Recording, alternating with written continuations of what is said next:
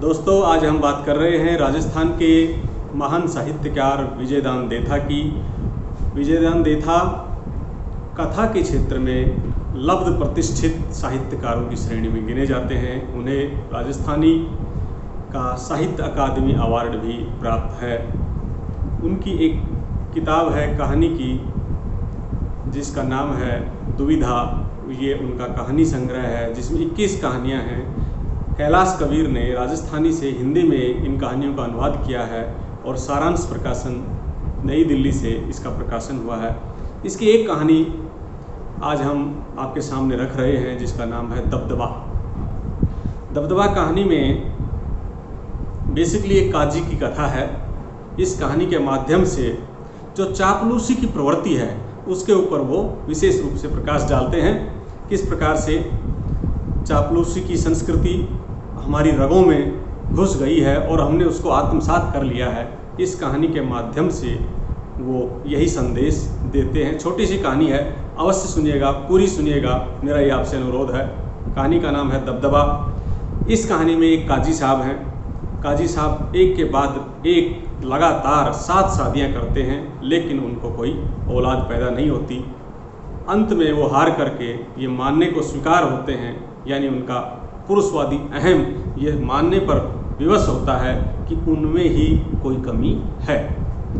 अब ये बात जब वो स्वीकार कर लेते हैं और वारिस का इंतजार उनको ख़त्म हो जाता है, तब वो अपने मन को बहलाने के लिए एक कुतिया पालते हैं। कुतिया का रंग काला है, सुर्ख काला। रियाया कुतिया को बेहद प्यार करने लगती है क्योंकि काजी को वो बहुत प्यारी है। काजी को जो भी प्यारा है वो ही रियाया यानी जनता को भी प्यारा है। जनता कुतिया को सर आंखों पर रखती है।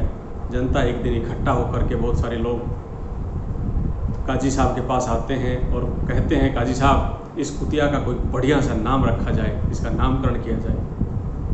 तो काजी साहब बताते हैं कि आप बताइए कौन सा नाम, क्या नाम रखा जाए। तो कोई कहता है साहब महरून निसा नाम रखा जाए, कोई कहता है फातिमा नाम रखा जाए, कोई कहता है जुबेदा नाम रखा जाए। तमाम तरह के नाम फरमाए जाते हैं, लेकिन काजी अपनी दाढ़ी पर हाथ फेरते हुए कहते हैं कि देखिए, हम इंसान तो मजहब की दीवारों में बंधे हुए हैं, लेकिन जानवरों को आप मजहब की दीवारों में मत बांधिए। मजहब के बाहर इसका नाम कोई खोजिए। अब जनता ने कहा कि काजी साहब आपसे ज़्यादा बड़ा विद्वान कौन है। काजी साहब सोचने के बाद कहते हैं कि क्यों न इसका नाम कोयल रख दिया जाए। जनता बड़ी खुश होती है, कहती साहब कोयल तो बहुत अच्छा नाम है, ये बोलती भी कोयल की तरह है, बहुत सुरीला बोलती है, बहुत मीठा बोलती है, कोयल नाम इसका बहुत अच्छा रहेगा। अब साहब कुदरत की होनी ये होती है कि कुछ दिन के बाद कोयल का निधन हो जाता है। कोयल का निधन होने के बाद पूरी रियाया काजी के घर पर पहुंच जाती है, रोती बिलखती, और हर व्यक्ति की एक ही कोशिश है कि किसी प्रकार से काजी के कान में उनके रोने की आवाज़ पड़ जाए। भागते हैं, दौड़ते हैं, रोते हैं, और मातमपोशी का ऐसा आलम है कि कवि कहता है कि दरिया बह गई, पानी आंखों के से निकले हुए आंसुओं के माध्यम से, और 2-4 लोग तो उनमें बह भी गए। अब लास्ट में काजी साहब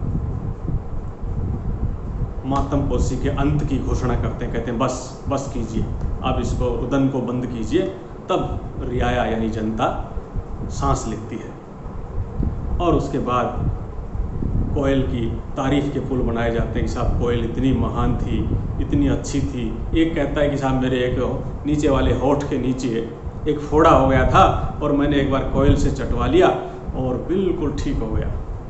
ऐसी ऐसी बातें बताते हैं काजी साहब के सामने कि उनको पता चलता है पहली बार कि कोयल में ये क्वालिटी भी थी, ये गुण भी था। अब बात आती है कि साहब कोयल का अंतिम संस्कार किस प्रकार से किया जाए।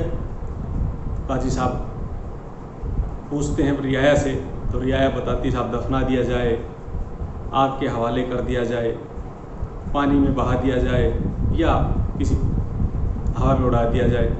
कहता है नहीं काजी साहब कहते हैं ऐसा नहीं कर सकते, पानी में मेरी कोयल फूल जाएगी, आग में मैं जला नहीं सकता, बिल्कुल आग तो बड़ी निर्मम होती है, उसको बिल्कुल जला देगी। और दफनाऊंगा तो उसमें कीड़े पड़ जाएंगे, ये मैं सब इनमें से कोई सा उपाय नहीं कर सकता। अब जनता में से कोई एक की आवाज़ आती है, क्योंकि चापलूसों की बड़ी भारी फौज है। एक चापलूस कहता है कि काजी साहब, एक उपाय हमारे मन में आया है, बताइए। बोला क्या आया? कि क्यों न शहर के मुख्य चौराहे पर जो वट वृक्ष है उसके अंदर एक सोने के पिंजरे में कोयल को रख दिया जाए, ताकि हम आते जाते लोग कोयल के दर्शन कर पाएँ, दर्शन लाभ से लाभान्वित होते रहें। काजी साहब को यह आइडिया बड़ा अच्छा लगता, कहते ये क्या बात कही है, बहुत अच्छा आइडिया है, ये विचार तो अति उत्तम है। अब काजी साहब का इतना कहना था कि जनता ने तुरंत अपने आभूषण, गहने, अंगूठी निकाल कर काजी साहब के पास रखने लगे, और देखते देखते सोने का ढेर लग गया। आनंद फानन में सुनार को बुलाया जाता है, या सोने का बढ़िया पिंजरा बनवाया जाता है। अब पिंजरा बनवा करके उसमें बाकायदा एक जंजीर है, ऊपर हैंडल है गोल छल्लेदार, और उसको कोयल को उसके अंदर रखा जाता है। उसके अंदर रोगन और मसाला भर दिया जाता है ताकि कोयल सड़े नहीं, और शहर के जो मुख्य चौराहे के ऊपर जो वट वृक्ष है उसमें उसको टांग दिया जाता है। अब होनी को कोई टाल नहीं सकता, होनी को जो मंजूर होता है वही होता ही है। कुछ दिन बाद होता ये है कि काजी साहब का निधन हो जाता है। इसी दौरान जब ये सब मातमपोशी हुई, कोयल का निधन हुआ, तो काजी के एक भतीजा है, वो भतीजा जो है इस मातमपोशी में शामिल नहीं हुआ, क्योंकि भतीजा थोड़ा बहुत पढ़ा लिखा है। उसको ये पता है कि जनता बिल्कुल बेवकूफ़ हो चुकी है, काजी पागल हो चुका है, कोयल के गम में वो इतने गमगीन हैं कि उनको कुछ जनता की सुध का पता ही नहीं है। तो पब्लिक उसके कान भरती है काजी के कि साहब आपके घर में इतना बड़ा दुख हो गया, इतनी मातमपोशी हुई, और आपका भतीजा जो है वो तो आया ही नहीं, उसको दुख हुआ ही नहीं। तो काजी साहब को भी बड़ा बुरा लगता है, और भतीजा इसी दौरान जाकर के बादशाह सलामत से मिलता है और बादशाह साहब से अर्ज करता है कि बादशाह साहब, काजी साहब जो है बे औलाद हैं, उनके कोई संतान नहीं है, वारिस उनको हुई नहीं, एक के बाद एक करके 7 शादियाँ वो कर चुके हैं, 7 बेगम से कोई वारिस नहीं हुई, आप मुझे जो है काजी नियुक्त कर दीजिए। लेकिन बादशाह की जो है काजी के ऊपर पूरी मेहर है, उनको डांट करके भगा देते हैं जब तक, और कहते हैं जब तक काजी का इंतकाल नहीं हो जाता तब तक वही काजी रहेंगे। भतीजा वापस आ जाता है। अब साहब काजी साहब का निधन हो जाता है, और उधर दूसरी तरफ भतीजे को काजी नियुक्त कर दिया जाता है। अब पब्लिक को ये पता चलता है कि भतीजे को काजी नियुक्त कर दिया, शहर के गली मोहल्ले से सब निकल के नया जो काजी है भतीजा उसके घर की तरफ दौड़ पड़ते हैं। पुराना जो काजी है उसको भूल जाते हैं, वो मर गया, उसका अंतिम संस्कार करना है, उसका कोई ध्यान नहीं, क्योंकि जनता तो बिल्कुल चापलूसी में मग्न है। यही दिखाना चाह रहे हैं रचनाकार।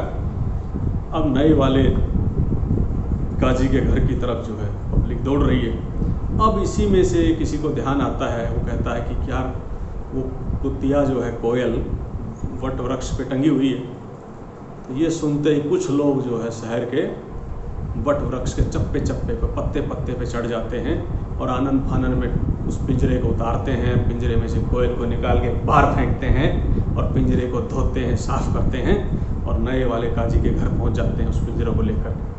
नया काजी पहले तो दरवाज़ा खोलने से पहले बड़ा गुस्सा रहता है, सोचता है कि ये जो है जनता है ये बड़ी बेवफा है, क्योंकि इन्होंने मेरे को कभी नहीं चाहा, लेकिन जैसे ही वो दरवाज़ा खोलता है और सोने का पिंजरा देखता है तो उसकी आंखें चौंधिया जाती हैं। अरे मैं तो खामखाई रियाया यानी जनता के ऊपर गुस्सा कर रहा था, ये तो बड़े वफादार हैं, नेक हैं। देखो कहते हैं साहब आपके लिए गिफ्ट है, और ये गिफ्ट देख करके जनता जो है उसके साथ बातें करने लगती है। और कहानीकार उधर बताता है कि उसकी 7 बेगम मरे हुए काजी पर मातम मना रही हैं, और कोई मर्द नहीं है जो उनको, 4 लोग नहीं है जो उसको उनकी अंतिम यात्रा को कंधा दे सके। और फिर कहानी यहाँ ख़त्म होती है। विजयदान देथा कहानी का अंत इसी प्रकार से करते हैं अधिकांश कहानियों का, क्योंकि वो क्वेश्चन छोड़ देते हैं, प्रश्न छोड़ देते हैं पाठक के ऊपर कि आप फिर आइडिया लगा लीजिए क्या हुआ होगा। विजयदान देथा इस कहानी के अंत में भी कहते हैं कि नए वाले काजी के पास बैठ करके जनता पुराने वाले काजी की के विषय में बात करने लगी और अब आप अनुमान लगा सकते हैं कि किस किस प्रकार की बातें हुई होंगी। यानी कि पुराने वाले काजी को भला बुरा कहा होगा कि पागल था, सनकी था, ये था, वो था। और इस प्रकार से चापलूसी की जो संस्कृति हमारी रगों में भरी हुई है, उस संस्कृति के बारे में इस कहानी के माध्यम से करारी चोट है। धन्यवाद। जय हिंद, जय भारत। दोस्तों, आपको हमारा ये वीडियो पसंद आए तो इसको लाइक करना नहीं भूलें, सब्सक्राइब करना नहीं भूलें और ज़्यादा से ज़्यादा शेयर करना नहीं भूलें। Thank you.